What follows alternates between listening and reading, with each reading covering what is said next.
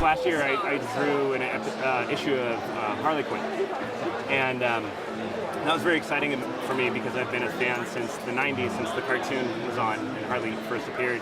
And I think that was kind of a moment where, I'd already had a couple graphic novels come out, I'd already done work for DC, but I think that was kind of a moment where I was like, I did it, and I'm like, cool, and I kept going forward, and people were like, oh yeah, are you the Harley artist? And I was like, no.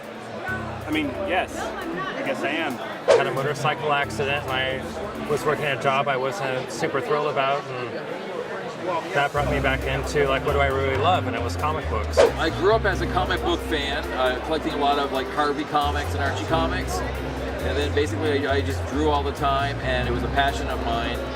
And went to Kubert School, art school, and made it a profession because I loved it so much. Well, Spider-Man was a one-and-done creation between three good friends, and that somehow blew up into a phenomenon that we did not expect at all. It just kept growing and growing and growing, and it still keeps growing. It was just beyond our means that we could never imagine that we'd be in this position. I worked professionally as a penciler for about 5 years, and then that wasn't enough, so then I got into digitally painting. And I did that I worked in that medium for about 15 years, and just recently, in the past 2 years, I've been illustrating with acrylics, and that has been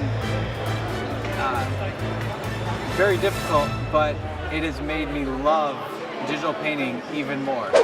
For me, I've always wanted to do comics. My mom started buying me comics when I was about 5, and since I was about 8, it has been the career choice for me, and it's been the thing that I've always come back to, even when I'm doing other things art related.